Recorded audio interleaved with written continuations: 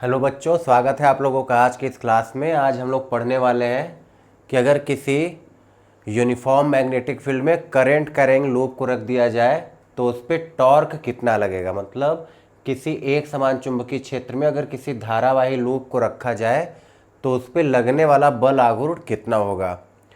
तो थोड़ा सा कन्फ्यूज़न वाला टॉपिक है क्योंकि इसका जो डायग्राम होता है एक्चुअली वो 3D में होता है, तो समझने में थोड़ी दिक्कतें होती हैं। तो थोड़ा डिटेल में हम लोग थोड़ा धीरे धीरे समझेंगे। तो स्टार्ट करते हैं आज का टॉपिक। सबसे पहले देखिए हम लोगों ने क्या पढ़ा कि जब किसी वाय चुंबकीय क्षेत्र में किसी आवेश को रखते थे, गति कराते थे। अगर कोई वाय चुंबकीय क्षेत्र था, इसमें किसी हम आवेश को v वेग से गति कराते थे, तो हमने देखा कि वहाँ पे फोर्स काम करता था F बराबर QVB साइन थीटा। ठीक, फिर हमने कहा कि अगर हम यहाँ पे एक धारावाही तार रख दें इस तरीके से, धारावाही चालक तार, तो उस पर भी एक फोर्स काम करता था। कितना? F बराबर ILB साइन थीटा। उसके बाद हमने सीखा कि अगर हम वाय चुंबकीय क्षेत्र में एक मैग्नेटिक फील्ड में एक क्लोज्ड करंट कैरिंग लूप रख दे इस तरीके से, बंद आकृति का, तो हमने देखा, देखिए यहाँ पे फॉर्मूला क्या होता था, F वेक्टर बराबर IL vector cross B vector, ये होता था। तो हम छोटा छोटा हिस्सा लेते थे और उसको इंटीग्रेट करते थे, तो हमने उसको लिखा था F वेक्टर बराबर I integration of DL vector cross B vector, जिसमें B वेक्टर भी कांस्टेंट होता, तो हम केवल इंटीग्रेशन करते थे DL वेक्टर का। तो जब कोई सदिश एक बंद आकृति बनाते और उसका इंटीग्रेशन करते, मतलब उसके छोटे छोटे पार्ट को जोड़ते थे, तो वो किसके बराबर आता था? 0 के बराबर। ये हम लोग डिटेल में पढ़ चुके हैं पिछले वीडियो में, उनका लिंक आपको डिस्क्रिप्शन बॉक्स में मिल जाएगा। ठीक, तो क्या क्या हमने देखा कि जब किसी वाय चुंबकीय क्षेत्र में आवेश को गति कराते थे तो बल कार्य करता था, मैग्नेटिक फोर्स कितना? F बराबर QVB साइन थीटा। फिर जब कोई धारावाही चालक तार हम रख देते थे चुंबकीय क्षेत्र में, तब पर भी उस पर एक फोर्स काम करता था, कितना? ILB sine theta. लेकिन जब एक धारावाही कुंडली, मतलब एक बंद आकृति का धारावाही चालक तार रखते थे, तो हमने देखा उस पर लगने वाला बल क्या होता था? शून्य होता था। तो हमको आज यही देखना है कि अगर कोई धारावाही लूप है, मतलब इस तरीके की कोई बंद आकृति है, तो ठीक है, उस पर फोर्स तो 0 है, तो क्या उस पर लगने वाला टॉर्क मतलब बल आघूर्ण भी 0 होगा या उस पर कोई बल आघूर्ण लगेगा। तो चलिए इसको सीखने से पहले कुछ बल आघूर्ण के बारे में बात कर लेते हैं। 11th में हम लोगों ने पढ़ रखा है, बस थोड़ा सा उसको रिवाइज कर लेते हैं। मान लेते हैं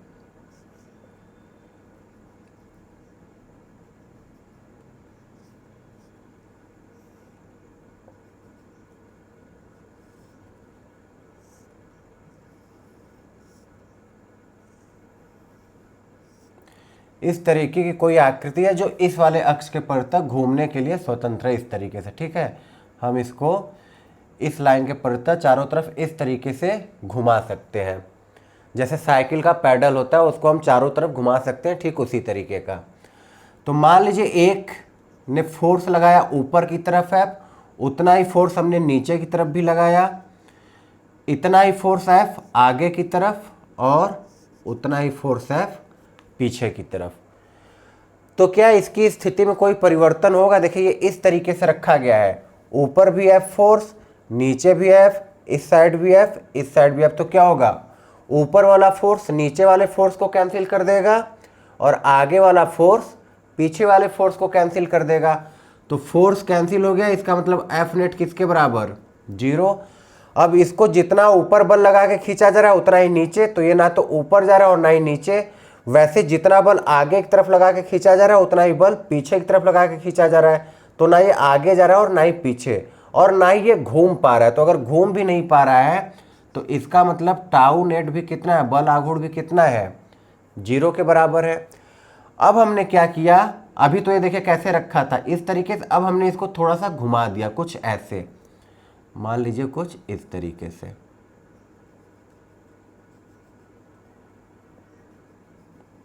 ठीक है, ये था पहला वाला केस और ये है हमारा दूसरा वाला केस। तो पहले वाले केस में फोर्स भी हमने देख लिया 0 और टॉर्क भी कितना आया? 0। अब जब हमने इसको थोड़ा सा इस तरीके से टिल्ट कर दिया, थोड़ा सा घुमा दिया, तो क्या हुआ देखिए, अभी भी ऊपर वाला फोर्स देखिए, जैसे अगर हमने इस तरीके से घुमाया, ऊपर वाला फोर्स नीचे वाले फोर्स को कैंसिल करेगा। अब एक फोर्स इधर लगा के खींचा जा रहा है और एक फोर्स इधर, और ये इस तरीके से थोड़ा सा टेढ़ा है, तब क्या होगा, तब जब हम इधर भी फोर्स लगाएंगे और उधर भी फोर्स लगाएंगे तो ये घूमने लगेगा। इस चीज़ को आप प्रैक्टिकली नोटिस कर सकते हैं किसके साथ, अगर साइकिल का पैडल के साथ आप चाहे तो इस चीज़ को प्रैक्टिकल कर सकते हैं। अगर हम थोड़ा सा टिल्ट कर दें, उसके बाद उतना ही फोर्स आगे और उतना ही फोर्स पीछे लगाए तो फोर्स, नेट फोर्स तो जीरो होगा आगे पीछे का, लेकिन ये घूमने लगता है। इसका मतलब सेकेंड वाले केस में एफ नेट तो जीरो होगा, लेकिन टाउ नेट जीरो के बराबर नहीं होगा, बल आघूर्ण कुछ ना कुछ होगा। देखिए जब ऐसे था तो ऊपर नीचे वाले कैंसिल हो गए, आगे पीछे वाले कैंसिल हो गए, और ये घूमा भी नहीं, जितना बल आगे उतना ही बल इधर, तो ये घूमेगा नहीं। लेकिन जब हमने इसको थोड़ा सा घुमा दिया इस तरीके से, अब अगर इधर कोई बल लगाए और इधर कोई बल लगाए तो अब ये क्या करेगा, ये घूमने लगेगा। तो एफ नेट तो अपर भी जीरो रहेगा, लेकिन बल आघूर्ण का मान कितना हो जाएगा, जीरो के बराबर नहीं रहेगा, मतलब वहां पे कोई ना कोई बल आघूर्ण कार्य करेगा। इतनी बात आई समझ में। चलिए एक और एग्जांपल लेते हैं। एक फोर्स ऊपर की तरफ F और एक फोर्स नीचे की तरफ F, ये इसको क्या बोलते थे, बल युग्म, और इंग्लिश में बोलते थे कपल। ठीक है, तो मोमेंट ऑफ कपल, बल युग्म का आघूर्ण क्या होता था, किसी एक बल का परिमाण गुणे बल के क्रिया रेखाओं के बीच की लंबवत दूरी, मतलब ये परपेंडिकुलर डिस्टेंस होना चाहिए। तो मान लेते हैं ये डिस्टेंस कितना है, L है, तो बल युग्म का आघूर्ण जो मोमेंट ऑफ कपल होता था वो किसके बराबर होता था, F इंटू एल के। इसको भी किससे प्रदर्शित करते थे, टाउ से। अब हमने क्या किया, इसको थोड़ा सा हमने घुमा दिया कुछ इस तरीके से। ठीक, अभी भी फोर्स कहाँ, नीचे की तरफ, और ये वाला फोर्स कहाँ, ऊपर की तरफ। तो अभी भी बल आघूर्ण कितना होगा, टाउ बराबर बल गुणे बल के क्रिया रेखाओं के बीच की लंबवत दूरी। तो अब देखिए बल की क्रिया रेखा क्या है, ये है ये, तो अब ये तो इनके बीच की लंबवत दूरी हुई नहीं, अब इनके बीच की लंबवत दूरी कितनी होगी, ये वाली होगी। ठीक है, बल की क्रिया रेखा मतलब ये जो फोर्स है उसको हमने बढ़ा दिया, तो अब ये तो उनके बीच की लंबवत दूरी है नहीं, उनके बीच की लंबवत दूरी क्या है, ये है। तो ये वाली दूरी कैसे निकालेंगे, अगर मान लेते हैं ये एंगल थीटा है, तो हमको पता है ये पूरा L cos थीटा होगा, और ये वाली डिस्टेंस कितनी होगी, देखिए अगर ये है इस तरीके से, ये डिस्टेंस है कितना L, ये कितना है थीटा। तो हम बोलते हैं कि ये L, ये थीटा, तो ये कितना होता है L cos थीटा, और ये कितना होता है L sin थीटा। देखिए देख भी सकते हैं, cos थीटा बराबर आधार बटे कर्ण, कर्ण ये है, तो आधार A बटे कर्ण की लंबाई दे रखी L, तो A बराबर कितना आया, L cos थीटा, वही लिखा गया L cos थीटा। वैसे साइन थीटा बराबर लंब बटे कर्ण, ये स्मॉल l, तो L बराबर कितना आ गया, L साइन थीटा, तो ये क्या हो गया, L साइन थीटा। तो ये वाली जो लेंथ आएगी वो किसके बराबर आएगी, L साइन थीटा के बराबर आएगी। तब हम लोग जो टॉर्क लिखेंगे वो किसके बराबर होगा, F into L sine theta. तो ये दो एग्जाम्पल आपको समझ में आए। पहला क्या, जब इस लूप को हमने इस तरीके से रखा था तो फोर्स जीरो था और टॉर्क भी क्या था, जीरो। जब हमने इसको थोड़ा सा घुमा दिया तो फोर्स तो अपर भी जीरो है, जो नेट फोर्स है वो अभी भी जीरो है, लेकिन नेट टॉर्क अब जीरो नहीं है। अब इस बल के कारण वो क्या करेगी, घूमेगी। ठीक, इस वाले केस में हमने क्या सीखा कि इसको हम लोग बोलते हैं बल युग्म। बल युग्म क्या होता है, दो बराबर परिमाण के बल एक दूसरे के जब विपरीत दिशा में कार्य करते हैं तो उसको बल युग्म कहते हैं। और बल युग्म का जो आघूर्ण, जो मोमेंट ऑफ कपल होता था वो किसके बराबर होता था, F इंटू एल के। फिर हमने कहा हमने इसको थोड़ा सा रोटेट कर दिया कुछ इस तरीके से, तो ये इस तरीके से बना। फोर्स अगर अभी भी नीचे की तरफ है और ये वाला फोर्स कहाँ है, ऊपर की तरफ है, तो अब अगर हमको इसका मोमेंट ऑफ कपल मतलब बल युग्म का आघूर्ण लिखना हो तो हम क्या लिखेंगे, फोर्स तो ये हो गया, लेकिन अब इनके बीच का परपेंडिकुलर डिस्टेंस तो है नहीं, तो इनके बीच का परपेंडिकुलर डिस्टेंस कैसे मिलेगा, बल की क्रिया रेखा को बढ़ाना है इस तरीके से, और इस वाली ये जो रेखा लंबाई होगी यही कहलाएगी इसकी बीच की लंबवत दूरी। तो ये लंबाई होगी कितनी, तो अगर ये L है, ये थीटा है, तो ये L cos थीटा और ये L sin थीटा, तो अगर ये L sin थीटा है तो ये भी कितना होगा, L sin थीटा। ठीक है, अब इन्हीं दो कॉन्सेप्ट को लेके हम लोग आज का अपना टॉपिक समझने की कोशिश करेंगे। चलिए, तो ध्यान से एक एक बातों को सुनिएगा तभी ये समझ में आएगा। मान लेते हैं कि यूनिफॉर्म मैग्नेटिक फील्ड है, एक समान चुंबकीय क्षेत्र कुछ इस तरीके से,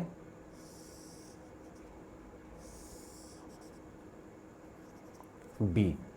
ठीक है, सबसे पहले हमने जो अपना लूप है, जो धारावाही लूप है, उसको इस तरीके से इमेजिन करिए रखा है। ठीक है, और वैद्युत धारा किस तरीके से फ्लो कर रहा है, इस तरीके से, मतलब यहाँ से बाहर आया, यहाँ से नीचे गया, फिर इधर से अंदर, फिर ऊपर। ठीक है, कुछ इस तरीके से ध्यान से देखिएगा, यहाँ से बाहर आ रहा है, यहाँ से नीचे गया, इधर से अंदर गया और फिर इधर से ऊपर आया।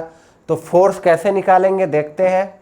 तो फोर्स के लिए कौन सा यूज़, लेफ्ट हैंड बायां हाथ यूज़ करते हैं, और कैसे, एफ बी आई, मतलब ये चुंबकीय क्षेत्र की दिशा में, ये वैद्युत धारा की दिशा में, तो ये हमको बल की दिशा बताता है। तो इमेजिन करिए कुछ इस तरीके से जब हमने रखा है, चुंबकीय क्षेत्र आगे की तरफ, वैद्युत धारा इधर, हम बोले यहाँ से वैद्युत धारा बाहर की तरफ निकल रहा है इस तरीके से, तो वैद्युत धारा इधर, तो फोर्स कहाँ लगेगा, इस पे, ऊपर की तरफ। ठीक है, इस वाले साइड पे फोर्स कहाँ लगा, ऊपर की तरफ। इधर देखे तो धारा किधर जा रहा है, नीचे, तो चुंबकीय क्षेत्र आगे, वैद्युत धारा नीचे की तरफ, तो फोर्स किधर आया, बाहर। तो इस वाले पे ऊपर की तरफ, इस वाले पे इधर बाहर की तरफ। यहाँ नीचे वाले पे वैद्युत धारा किधर जा रहा है, अंदर की तरफ, तो चुंबकीय क्षेत्र इधर, वैद्युत धारा अंदर की तरफ, तो फोर्स किधर आया, नीचे। ठीक है, देखिए यहाँ पे ऊपर, इधर साइड में बाहर की तरफ, और इधर नीचे। वैसे इस साइड देखेंगे तो किधर आएगा, अंदर की तरफ। तो ये हमारा पहला वाला केस है, एफ नेट भी जीरो हो रहा है, इधर ऊपर वाला नीचे वाले को कैंसिल कर रहा है और बाहर वाला अंदर वाले को।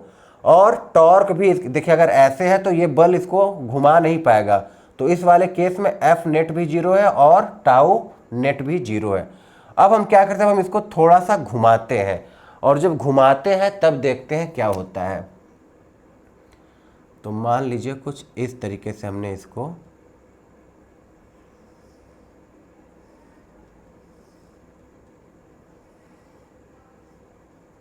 घुमा दिया। ऊपर वाले से वैद्युत धारा हम बोले थे बाहर की तरफ निकल रहा था, तो ये हो गया वैद्युत धारा बाहर की तरफ, इधर से नीचे की तरफ, इधर से अंदर की तरफ, और इधर से ऊपर की तरफ। यही तो हम लोगों ने देखा था। इस अक्ष के प्रति ये एक तरीके से रोटेट कर रही है ऐसे। ठीक है, अब देखिए जब हमने इसको रोटेट कर दिया कुछ इस तरीके से, तो इस पे फोर्स कैसे होगा, चुंबकीय क्षेत्र आगे, वैद्युत धारा किधर है, बाहर। ये इस तरीके से बना, लेकिन वैद्युत धारा है किधर, बाहर। ये हमारा ऐसे है, इस तरीके से रोटेट है, तो वैद्युत धारा किधर है, बाहर की तरफ है। तो अभी भी इस पे फोर्स किधर लगा, ऊपर की तरफ, F1। ठीक है, यहाँ पे देखते हैं तो ये इस तरीके से अगर हमने रोटेट किया है, तो ये वैद्युत धारा, ये चुंबकीय क्षेत्र, तो इस पे भी फोर्स किधर लगेगा, बाहर की तरफ। ठीक है, इस पे फोर्स किधर लगा, बाहर को डॉट से प्रदर्शित करते हो, तो यहाँ हमने एक डॉट बना दिया कि इस पे जो फोर्स लगा है कैसे लगा है, इस तरीके से बाहर की तरफ। यहाँ देखते हैं तो देखिए यहाँ पे वैद्युत धारा किधर है, अंदर की तरफ, तो जब फोर्स निकालेंगे तो किधर आएगा, नीचे की तरफ आएगा। तो इस फोर्स को नाम दिए F2, और इस फोर्स को ये जो नीचे की तरफ नाम दिए, ये क्या हो गया, F3। वैसे ये वाला जब निकालेंगे तो ये फोर्स किधर आएगा, इस तरीके से है ये टिल्ट, तो चुंबकीय क्षेत्र इधर, वैद्युत धारा हम बोल रहे थे लास्ट वाले में किधर जा रहा है, ऊपर की तरफ, तो फोर्स किधर आएगा, अंदर की तरफ। तो अंदर वाले को क्रॉस से प्रदर्शित करते, तो ये हम बना दिए एक क्रॉस, ये हो गया F3, ये क्या था, F4। इतनी बात आई समझ में। हमने फ्लेमिंग के लेफ्ट हैंड रूल को यूज़ करके हर एक साइड के लिए लगने वाले बल की दिशा निकाल ली। अब देखिए ये कौन सा वाला केस है, सेकेंड वाला केस। ऊपर वाले फोर्स तो एक दूसरे को कैंसिल कर देंगे, उसके कारण ये रोटेट नहीं करेगा। लेकिन ये जो फोर्स है, जो इस तरीके से एक फोर्स इधर बाहर की तरफ और एक फोर्स अंदर की तरफ, कुछ इस वाले केस की तरह, तो अब ये क्या करेगा, ये कुंडली को रोटेट करेगा। अब हमारी कुंडली क्या होगी, घूमने लगेगी। ठीक है, तो इस वाले केस में एफ नेट तो 0 है, लेकिन टाउ नेट 0 के बराबर नहीं है। इतनी बात आई समझ में। जब हमने ऐसे रखा था तो ये हमारा पहला वाला केस था, जब हमारा एफ नेट भी 0 हो जा रहा था और टाउ नेट भी 0 हो रहा था।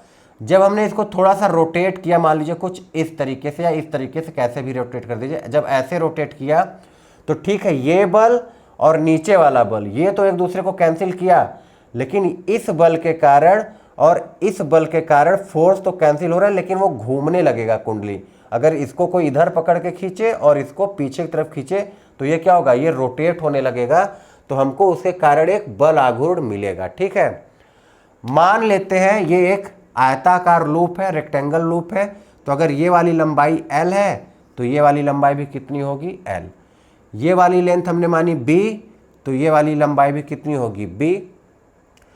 तो किसी धारावाही चालक तार के कारण बल कितना आता था, अगर किसी वायु चुंबकीय क्षेत्र में रखते तो F बराबर होता था ILB साइन थीटा, जहां पे हमारा ये थीटा क्या होता था, L वेक्टर और B वेक्टर के बीच का कोण, मतलब जिस दिशा में चुंबकीय क्षेत्र आता था और जो वैद्युत धारा की दिशा होती थी, उनके बीच का कोण एक तरीके से होता था। तो देखिए चुंबकीय क्षेत्र इधर है, अगर ये वाला केस लेंगे तो तब पर भी चुंबकीय क्षेत्र और वैद्युत धारा के बीच 90 अंश का कोण, ऐसे भी 90, ऐसे भी 90 और इस वाले में भी क्या होगा, 90। तो हर जगह थीटा कितना मिलने वाला है, 90 मिलने वाला है। तो साइन 90 का मान कितना होता है, 1। तो अब देख लेते हैं फोर्स, देखिए कितना लगेगा, F1 किसके बराबर, I। अगर हम मान लेते हैं कि वैद्युत धारा फ्लो रहा है तो I, लंबाई कितनी है B और मैग्नेटिक फील्ड कितना है B, IBB। F2 किसके बराबर, तो I, इस वाले की लेंथ कितनी है L, तो ILB।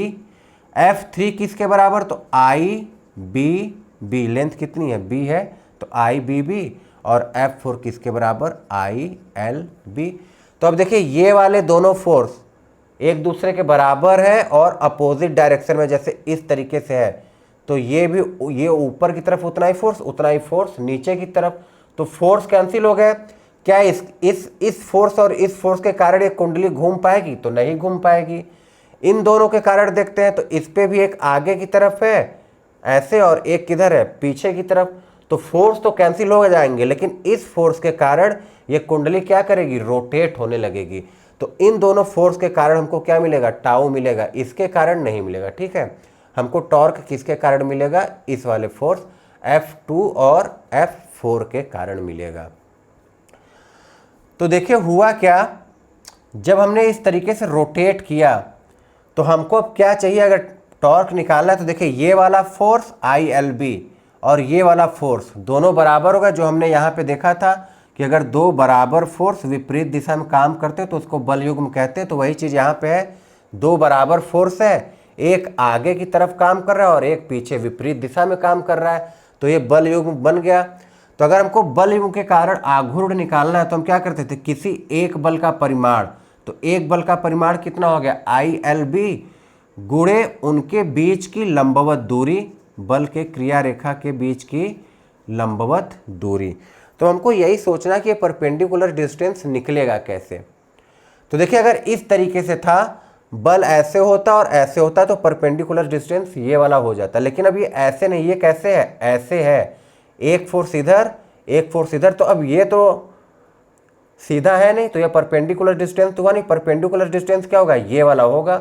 इसका मतलब हमको परपेंडिकुलर डिस्टेंस निकालना पड़ेगा। ठीक है, तो चलिए कोशिश करते हैं निकालने की।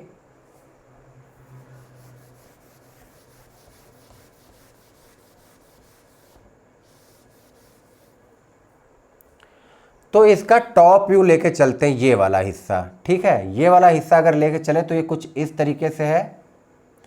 यहाँ पे फोर्स इस वाले साइड पे किधर, अंदर की तरफ लग रही, तो यहाँ फोर्स हो गया अंदर की तरफ। मान लीजिए अंदर वाले को हम इस तरीके से दिखा देते हैं F।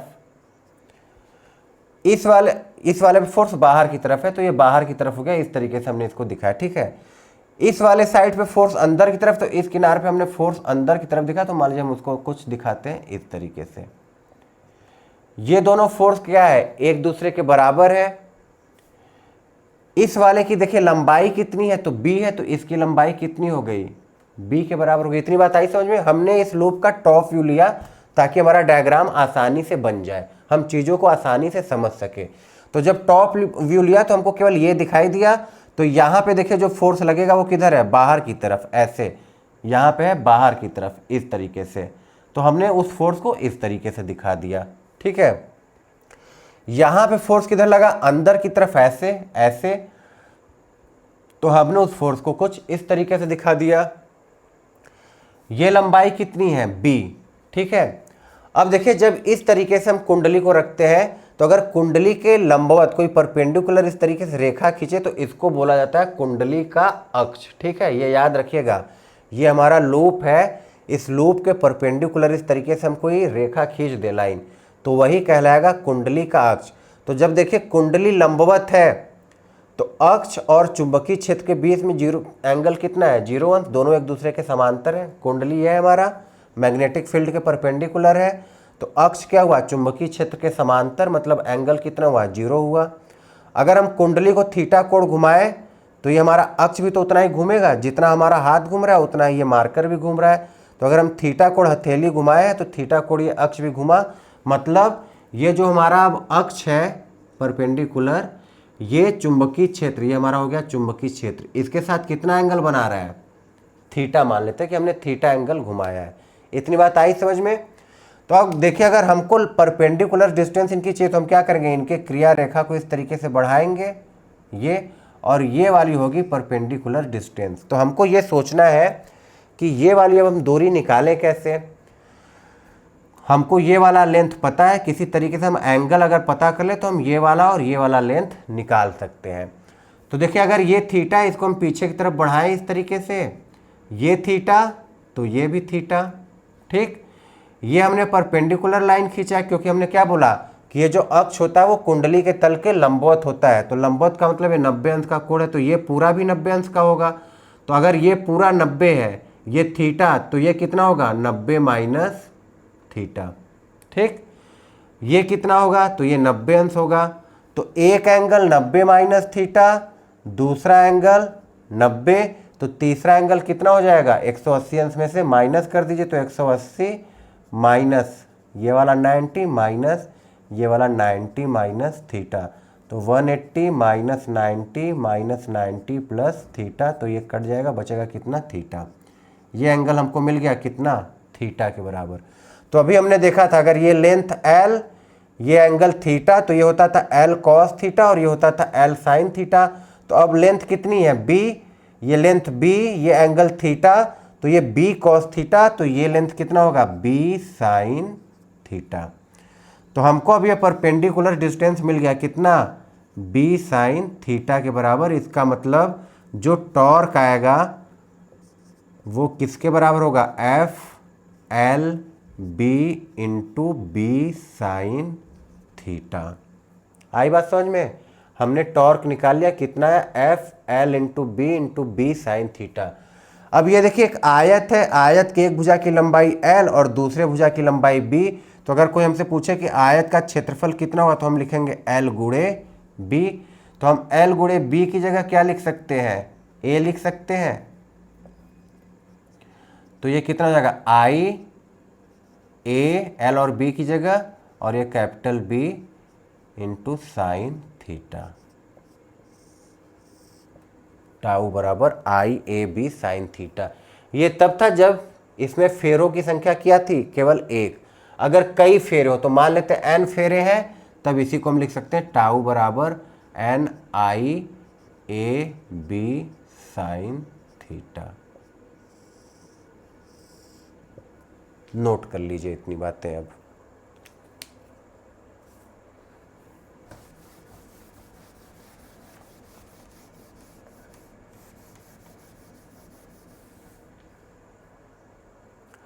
ये जरूर याद रखना है कि थीटा क्या है, तो थीटा है कुंडली के अक्ष तथा मैग्नेटिक फील्ड के बीच का एंगल। ठीक है, थीटा कौन सा कोण है? कुंडली के अक्ष और बी वेक्टर के बीच का कोण। देखिए कुंडली के अक्ष का मतलब क्या हुआ, एक बार समझा देते हैं आप लोगों को फिर से।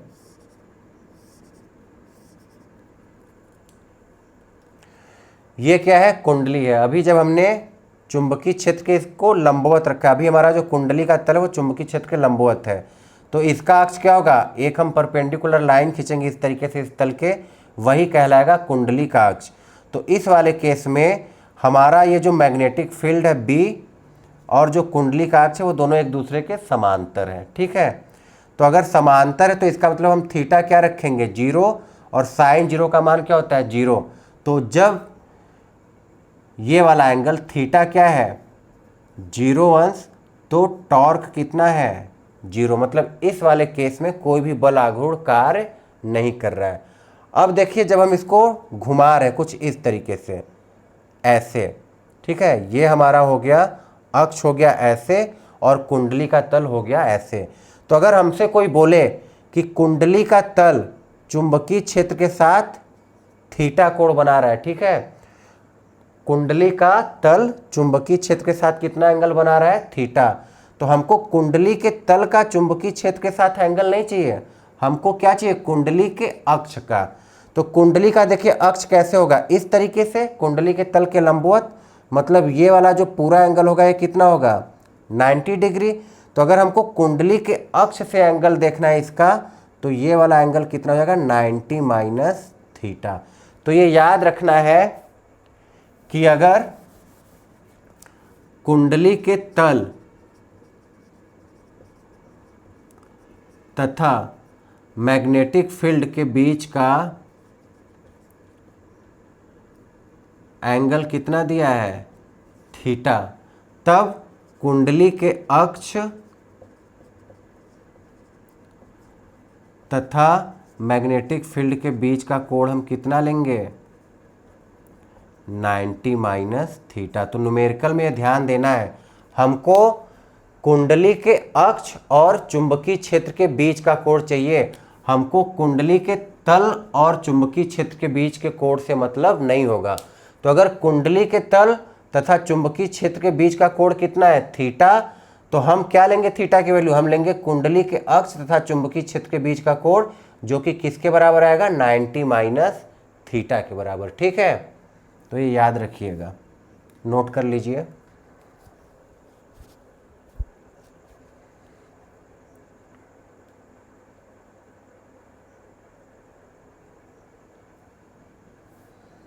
चलिए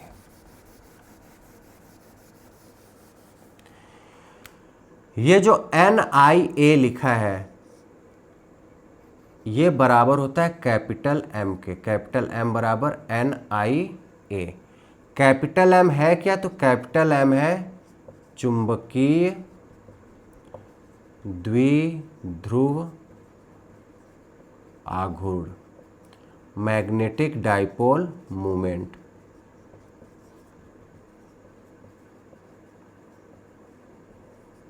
ठीक है, M किसके बराबर है? चुंबकीय द्विध्रुव आघूर्ण, मैग्नेटिक डाइपोल मोमेंट, जो कि बराबर होता है N into I into A के। ठीक, तो देखिए हमने वैद्युत द्विध्रुव आघूर्ण पढ़ा है,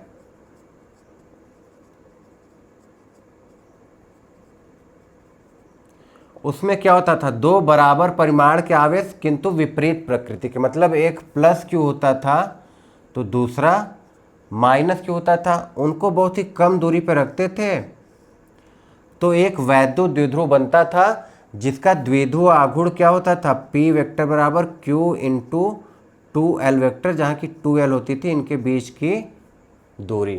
ठीक, और ये एक सदिश राशि होती थी, वेक्टर क्वांटिटी होती थी, जिसकी डायरेक्शन क्या होती थी? माइनस से प्लस की ओर। इतनी बातें हमने पढ़ा था। तो ठीक इसी तरीके से जो चुंबकीय द्विध्रुव आघूर्ण होता है उसमें दो ध्रुव सामर्थ्य होते हैं, ये देखिए, ये स्मॉल एम है और ये कैपिटल एम है। कैपिटल एम का मतलब चुंबकीय द्विध्रुव आघूर्ण और स्मॉल एम का मतलब क्या हुआ, चुंबकीय ध्रुव सामर्थ्य। ठीक है, ध्रुव सामर्थ्य या पोल स्ट्रेंथ, स्मॉल एम का मतलब। इनके भी बीच की दूरी मान लेते हैं कितनी, 2l है। तो यहाँ पे जो m वेक्टर होगा वो बराबर होगा m इंटू 2l और n कैप हो गया डायरेक्शन के लिए। तो इसकी भी डायरेक्शन जैसे माइनस से प्लस होता था वैसे इसका भी डायरेक्शन क्या होगा, माइनस से प्लस। इसको बोलते हैं चुंबक का दक्षिणी ध्रुव और इसको बोलते हैं चुंबक का उत्तरी ध्रुव। ठीक है, प्लस एम मतलब चुंबक का उत्तरी ध्रुव और माइनस एम मतलब चुंबक का दक्षिणी ध्रुव। तो जो मैग्नेटिक डाइपोल मूवमेंट होगा उसकी डायरेक्शन क्या होगी, माइनस एम से प्लस एम। तो एम निकालने के दो फॉर्मूले आए हमारे पास, एक तो एम बराबर एन आई ए और दूसरा एम बराबर एम इंटू 2l। एम कैसी भौतिक राशि होगी, तो सदिश राशि होगी जिसकी दिशा क्या होगी, माइनस एम से प्लस एम की ओर। ठीक, मात्रक क्या होगा, तो देखिए ये तो संख्या होता है, इसका तो कोई मात्रक होगा नहीं। वैद्युत धारा का मात्रक हो गया एम्पियर और क्षेत्रफल का मात्रक हो गया मीटर स्क्वायर। तो इसका जो मात्रक होगा वो क्या हो जाएगा, एम्पियर मीटर स्क्वायर। ठीक है, तो देखिए यहाँ तो कोई चुंबक था नहीं, तो यहाँ पे ये चुंबकीय द्विध्रुव आघूर्ण कहाँ से आ गया। ठीक है, यहाँ चुंबक है, हमको बात समझ में आई। ये तो एक करंट कैरिंग लूप है, धारावाही लूप है। फिर यहाँ पे ये चुंबकीय द्विध्रुव आघूर्ण इसलिए आ गया क्योंकि ये जो करंट कैरिंग लूप होता है वो भी एक चुंबक की तरह व्यवहार करेगा, मतलब उसका भी उत्तरी ध्रुव होगा और दक्षिणी ध्रुव होगा। तो जैसे ये हमारा चुंबक है, तो हमको पता है बल रेखाएं जो होती है, चुंबकीय बल रेखाएं उत्तरी ध्रुव से बाहर निकलती हैं और दक्षिणी ध्रुव से अंदर जाती हैं। ठीक, तो मान लीजिए ये हमारा एक करंट कैरिंग लूप है जिसमें I वैद्युत धारा प्रवाहित हो रही है। ठीक है, इस तरीके से रखा गया क्षैतिज तल में। तो अब हमको पता है कि ये किसकी तरह व्यवहार करेगा, चुंबक की तरह व्यवहार करेगा। इसका मतलब इसके पास भी क्या होगा, प्लस एम और माइनस एम, मतलब नॉर्थ पोल होगा और साउथ पोल। तो कैसे पता चलेगा, तो वो हम लोग पता करते हैं किससे, दाएं हाथ के नियम से। दाएं हाथ के नियम से कैसे पता करेंगे, तो जिस दिशा में वैद्युत धारा है उस दिशा में हमको उंगलियों को मोड़ना है। ठीक है, तो वैद्युत धारा अगर इस तरीके से है तो अंगूठा किधर है, अंदर की तरफ है। तो अगर अंदर की तरफ है तो इसमें क्या होगा, नॉर्थ पोल अंदर की तरफ और साउथ पोल बाहर की तरफ। या हमने बोला कि ये हमारा जो प्लेन है इस तरीके से रखा गया है। ठीक है, अगर इस तरीके से रखा गया है तो वैद्युत धारा कैसे आ रहा है, इस तरीके से। तो ये कुछ इस डायरेक्शन में बनेगा। अगर इस डायरेक्शन में बनेगा तो उत्तरी ध्रुव नीचे की तरफ और दक्षिणी ध्रुव ऊपर की तरफ। अगर हम करंट की डायरेक्शन को चेंज कर दें इस तरीके से, तो अब क्या होगा, ये इस तरीके से सर्कल है, वैद्युत धारा किधर जा रहा है, अंदर की तरफ। तो अंगूठा किधर है, ऊपर की तरफ। मतलब नॉर्थ पोल अब ये एक चुंबक की तरफ बिहेव करेगा जिसका नॉर्थ पोल होगा ऊपर और साउथ पोल होगा नीचे। मतलब इस तरीके से बल रेखाएं यहाँ से बाहर जाएंगी और यहाँ से अंदर आएंगी। तो जो भी करंट कैरिंग लूप होता है वो एक चुंबक की तरह व्यवहार करेगा। और अगर चुंबक की तरह व्यवहार करेगा तो हम उसकी डायरेक्शन कैसे निकालेंगे, तो उंगलियों को मोड़ना है वैद्युत धारा की दिशा में। तो जब उंगलियों को वैद्युत धारा की दिशा में मोड़ेंगे, जैसे हमारा अब सर्कल मान लीजिए इस तरीके से ऊर्ध्वाधर में इस तरीके से, तो हमने उंगलियों को जब मोड़ा इस तरीके से वैद्युत धारा की दिशा में, तो अंगूठा किधर है, बाहर। तो अंगूठा बाहर है तो ये द्विध्रुव चुंबकीय द्विध्रुव की दिशा है। और चुंबकीय द्विध्रुव दिशा किधर होती है, माइनस एम से प्लस, मतलब साउथ से नॉर्थ। तो नॉर्थ हो जाएगा बाहर की तरफ, नॉर्थ होगा इसके बाहर की तरफ और साउथ होगा इसके पीछे की तरफ। यही अगर हम करंट की डायरेक्शन बदल देते, ऐसे कर देते, तब हम किस तरीके से फोल्ड करते हैं उंगलियों को, इस तरीके से। अब अंगूठा अंदर की तरफ है, मतलब नॉर्थ है अंदर की तरफ और साउथ किधर है, बाहर की तरफ। आई बात समझ में। तो इस तरीके से हम m की वैल्यू निकालते हैं n गुणे I गुणे a से। चलिए इस पर कुछ न्यूमेरिकल देख लेते हैं m पर।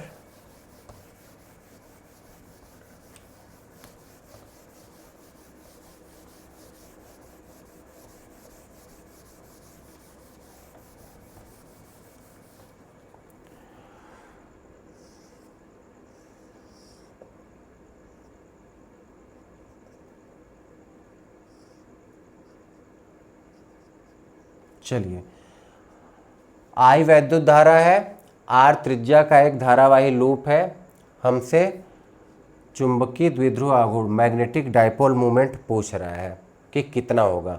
तो देखिए फॉर्मूला क्या था, m बराबर n i a, तो फेरों की संख्या तो केवल एक है तो n की वैल्यू हो गई 1, वैद्युत धारा I फ्लो कर रहा है I, वृत्त का क्षेत्रफल क्या होता है पाई r स्क्वायर, तो ये क्या हो जाएगा I गुणे पाई r स्क्वायर। डायरेक्शन देख लेते हैं, तो ये देखिए इस तरीके से है, तो इसका डायरेक्शन कहाँ गया अंदर की तरफ, तो ये चुंबकीय द्विध्रुव आघूर्ण का डायरेक्शन किधर होगा अंदर।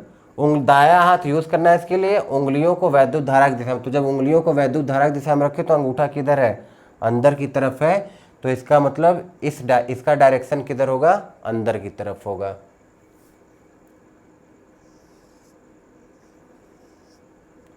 अभी भी रेडियस r, डायरेक्शन हमने बदल दिया, तो m तो अभी भी उतना ही आएगा I into pi r square, क्योंकि एरिया वही है। डायरेक्शन बदल जाएगा, आप देखिए डायरेक्शन किधर होगा, उंगलियों को वैद्युत धारा की दिशा में, तो अब अंगूठा किधर है बाहर की तरफ, तो इसका डायरेक्शन किधर आएगा बाहर की तरफ। ठीक है,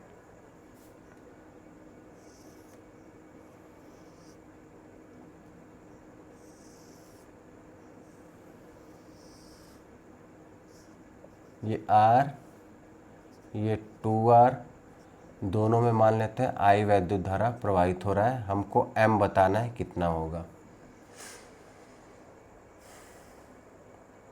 सोचिए, दोनों के लिए अलग अलग निकाल लेते हैं। देखिए पहले वाले की अगर बात करें, देखिए वैद्युत धारा किधर है छोटे वाले सर्कल में इधर, तो इसके कारण जो मैग्नेटिक डायपोल मोमेंट होगा वो अंदर की तरफ होगा। बाहर वाले वृत्त में भी वैद्युत धारा उसी डायरेक्शन में, मतलब उसके कारण भी जो मैग्नेटिक डायपोल मोमेंट है वो अंदर की तरफ होगा। तो दोनों मैग्नेटिक डायपोल मोमेंट अंदर की तरफ है, इसका मतलब दोनों जुड़ जाएंगे, तो इसके कारण कितना होगा I into pi r square, और ये I इंटू पाई r की जगह 2r स्क्वायर करेंगे तो 4r स्क्वायर, तो ये कितना होगा 4 1 5 5I पाई r स्क्वायर। कुछ इस तरीके से हम लोग m की वैल्यू निकालेंगे। मान लीजिए डायरेक्शन उल्टा कर देता, ये अंदर की तरफ r,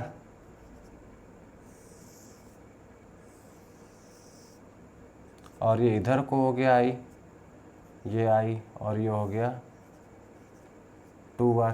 इसकी डायरेक्शन देखिए किधर आई थी इधर अंदर की तरफ, तो इसका रिजल्टेंट भी किधर आएगा, दोनों अंदर की तरफ है तो अंदर की तरफ। इसका देखिए क्या है, छोटे वाले वृत्त के कारण अंदर की तरफ, तो कितना I into pi r square अंदर की तरफ। बड़े वाले के कारण बाहर की तरफ कितना I into pi 4r square बाहर की तरफ। तो अगर हम बाहर वाले को प्लस ले लें और अंदर वाले को माइनस ले लें, तो ये कितना जाएगा I into 4I pi r square minus I pi r square, तो ये कितना जाएगा 3I पाई r स्क्वायर, किधर अंदर की तरफ। तो इस तरीके से कुछ हम लोग m की वैल्यू निकालेंगे। ठीक है, तो उम्मीद है आप लोगों को चीज़ें समझ में आई होंगी। तो आज के लिए बस इतना ही, मिलते हैं नेक्स्ट क्लास में, तब तक के लिए कीप लर्निंग।